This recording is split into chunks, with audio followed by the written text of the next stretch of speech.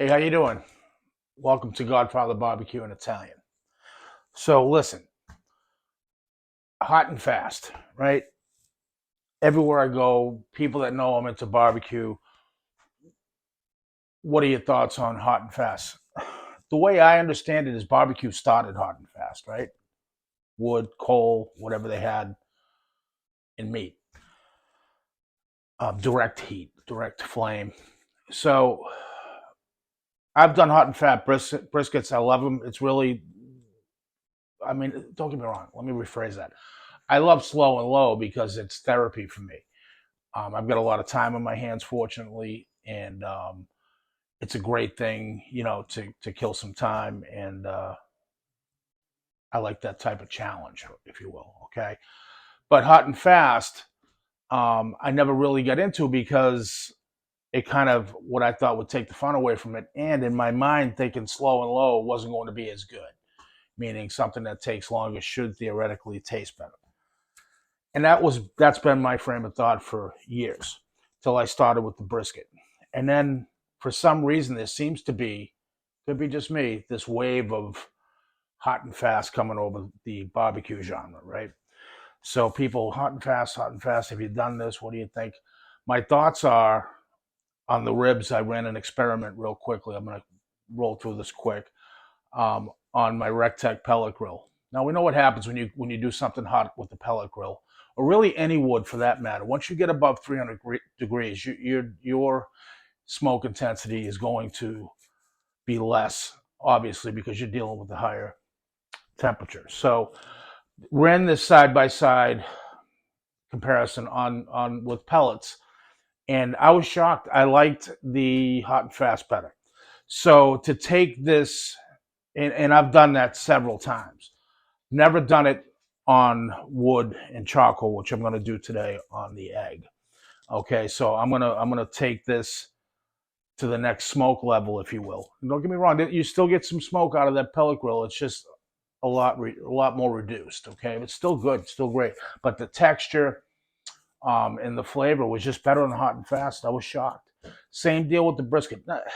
Brisket was closer to the same, but ribs were such a standout.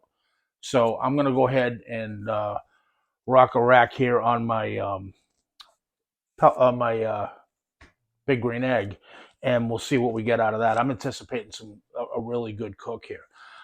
Just a quick note: if you're using anything other than a pellet grill, anything with a charcoal wood um, combo, obviously not a offset because you're only using wood with a charcoal base to start it, but what I do is as I'm setting up the cook in the charcoal, the bottom of that or in your basket, put your wood chunks, stagger them, and cover them with charcoal as you move up. If you're going really deep, like if you have a UDS, a drum smoker, or something like that, just do layers of it. But in the case of the egg, I started with a couple at the bottom. I use Fogo lump charcoal, loaded that up over it, and then put the charcoal over it again. Because if you light that at 300 degrees, and just normally I just put it on top when I'm smoking low and slow. At 300 degrees, your wood's going to burn up and you're going to lose your smoke flavor in 30 minutes. Okay, so I'm going to move quickly through this. These are St. Louis ribs. I'm going to give these a quick trim. Do not move the membrane. Very important for hot and fast. Okay, for two reasons. One, it's going to cook at such a high degree that it's actually going to become crispy, and it's going to actually come behind the bones and break apart as it cooks. And two, it'll give you some protection from the heat. These eggs cook from underneath, even though the hot air comes up and circulates in the dome, but the heat source is from underneath. I'm using an indirect deflector plate, so it'll resolve some of that. And I also have an upper level with an extension rack. All right, so I'm going to give this a quick trim. What we're using today, SPG, Holy Voodoo from Matt Pittman down at Meat Church. Love this. This is my new favorite. Always a base with SPG, and I'm using yellow mustard for a binder. You can use whatever you want for a binder. Olive oil, Worcestershire sauce, no binder. These are kind of tacky. I really don't need it, but just a habit. So I'm just going to go ahead and trim these up. These St. Louis ribs and all ribs in general usually have a flappy rib or two at the end and fat. It's just going to burn up. So I'm going to go ahead and get rid of that. Okay. Make a nice clean thing. This one in the end actually looks pretty good. Sometimes I'll take one off of there. And I'm just going to square these up a little bit. I'm not going quite competition, but I want to remove some of this denser fat.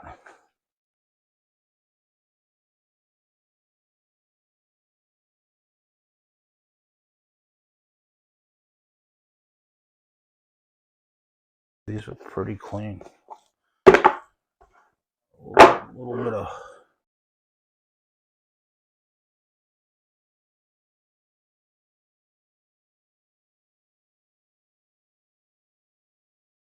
okay, those look good.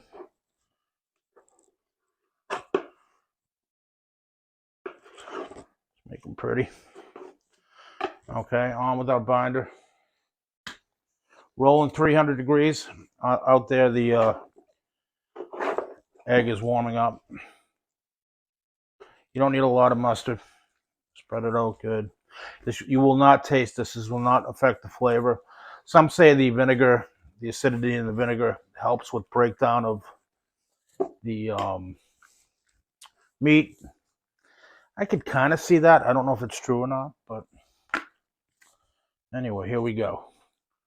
Light layer of salt and pepper. Don't SPG. Don't forget that most rubs, except for the sweeter based, are pretty salt heavy. So I just like a light base coat of that, and coming over with my holy voodoo. I'm not a big, huge cake it on rub guy because I want to taste the flavor of the pork. Don't rub your rub, pat it in. So when you flip it, it doesn't all go all over the place. Okay, same thing on the top. Oh, sorry, yeah, thank you. My assistant Tina's on the ball this morning. Okay. Again, just a dusting. A little heavier with the holy voodoo. This is incredible. I highly suggest this. I'm not big on recommending rubs because everybody's palate is different, but everyone that's had this that comes over here to eat has been, I mean, and you know, a lot of rubs are very similar. There's no dispersion between them, but this is certainly a standout rub. It's hard to explain the flavor, but check it out over at Meat Church.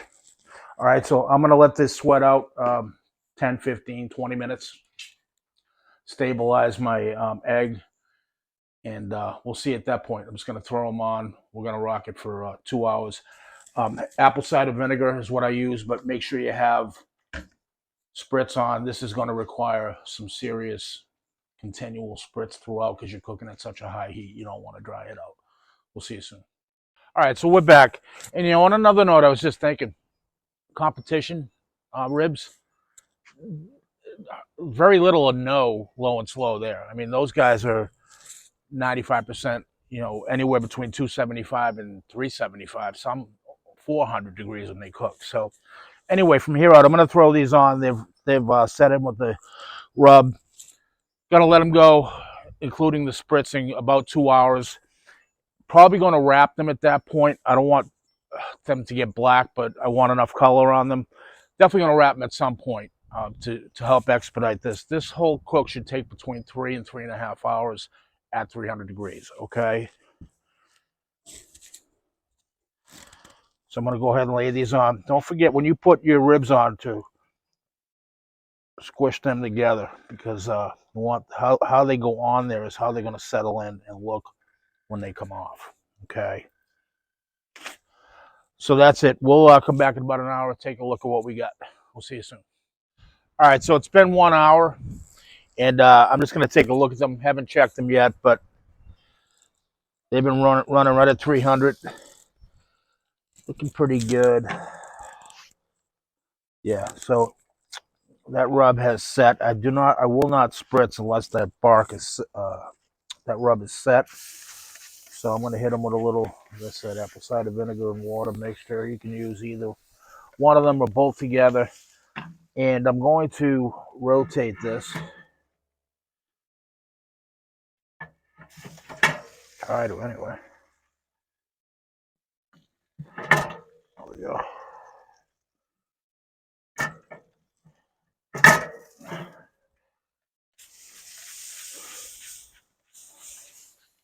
Get them good. And I want to get the bottoms too. Bottom. High temp. Keep everything moist. All right, we're looking good. So I'm going to come back in about 15 minutes from here out. Every 15 minutes, I'll be spritzing them. I'm not going to bore you with that. And we'll see at the point it's time to wrap. Probably in about another hour or so. They're getting some good colors. So all looking good. We'll see you soon. All right, so 2 hours have gone by. These look beautiful. This is the exact color I want. I want that dark mahogany, um, brown redness, if you will. I'm going to use, since it's hot and fast, aluminum foil instead of butcher paper. I go back and forth. I do love them both for different reasons. Now's not the time to get into it. But so I keep the wrap real simple. Again, I'm not big on loading ribs up. I like to taste the pork and the smoke at the end of the day. So I'm going to lay pads of butter out about inch apart. Okay. Just take a little of your, whatever you like for barbecue sauce. I'm going to come over that. Just enough to put some moisture in. I'm not really looking to sauce these at this point, but I do need to keep some moisture in. I'm going to some of the spritz on. Okay. I'm going to lay these meat side down here, and they're also going to be going back on the pit meat side down. Okay, so you see this, the bottom's held up pretty well. Been spritzing it. So I'm going to give that good amount here. You may even, if there were baby backs, I'd probably actually just pour a little bit of this in. I'm not big on loading up the wrap with liquids because I don't really want to steam these. But I do want to maintain that integrity of the back without it burning up. So the butter will also help instill a little moisture and protect it as well at the same time. Okay, I'm going to double wrap here, so I'm going to come up and over just so I can fold the top part. I'm going to try to make this nice and straight. Okay, and I'm coming up. Be careful you don't pop the foil with the bones, okay? You want to be tight, but be cognizant of those bones there.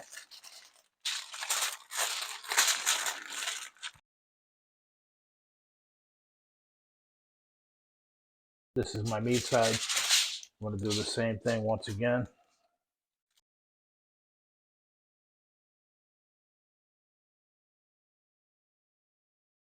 Perfect. Okay, we're going to go back on meat side down.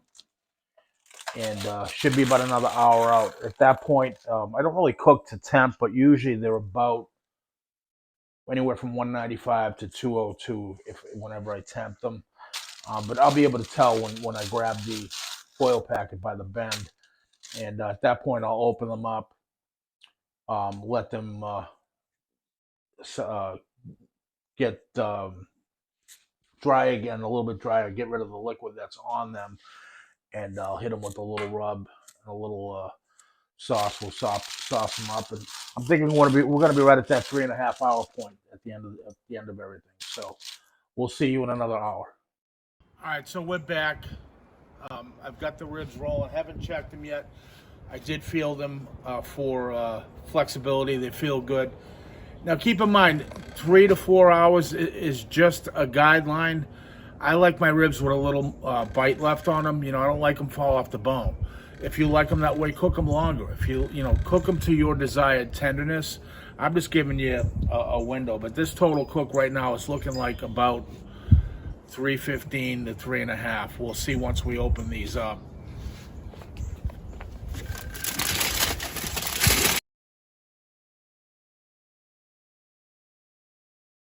Okay, so this is my bottom. You can see the bones. Some nice separation there. So what I'm going to do is flip these over, and I'm going to just focus up so it'll still fit in this particular grill. And I'm going to, this is a perfect time to dust them with a little more rub because it's nice and wet. So give it a shot here, and we're going to let this tack up for about 10 minutes before we sauce it. That way it doesn't become a big mess on top. And we'll see you back at that point. All right, so we're back. That whole deal was 3.5 hours on the dot, okay? I've been keeping them warm. I got my buddy Jason here, who's a native Cape Codder and very experienced with barbecue. And I had called him and said, hey, dude, I did something that I don't know if you're familiar with or not, and that's the hot and fast ribs. And obviously he's heard of them, but I don't think you've had them. I've never done them at that temperature. Okay. So 300 degrees, told him the whole deal. It's on the video. We're going to go ahead and get to it. I'm just curious to get his feedback because I value it very much. They look amazing. Yeah, I mean, look. Oh, yeah. So,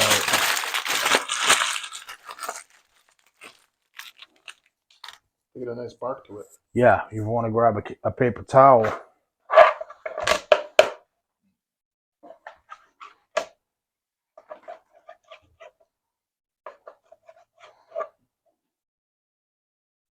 We'll go ahead and see what we got there. Got about the same smoke ring as the other ones too. Yeah, it's pecan. I did pecan again too. Pecan wood in this. Wow. Mm. These are more tender. Mm. Same ribs. Same exact ribs as. Wow. We did a batch the other day. I did them regular, low and slow, and they came out of the same package. So yeah, that's even more tender than the other ones. Out of the other two ribs. The flavoring, you think as good, the same? Less smoke. Yeah. Less smoke. Definitely, flavor. that's what happens with high heat. Well, yeah, because you're going faster. Mm-hmm. So less penetration, but it still tastes great, and it's definitely more tender. Mm-hmm. Mm. I'll sample anytime. So if we were in a cook-off, we'd do all right? Oh, yeah. Okay. Yeah, definitely. It's also judged many things. So anyway, I think they're a home run. I wouldn't say I like them better than the low and slow. I like them as much. Mm. When I did it on the pellet grill, for some reason I like the pellet grills better. These are phenomenal. Please don't take that the wrong way. There's just no discernible difference other than the tenderness, which obviously is going to come from the heat. But the secret is to keep them moist while you're doing it. Mm. And that's a hard thing when you're dealing with flame. So this method should get that there for you. But let us know what you think in the comments. Curious to see. Give it a shot. And thanks for coming by and taking a look. And don't forget, please, if you like what you see, like, subscribe, and share, please. We'll see you soon.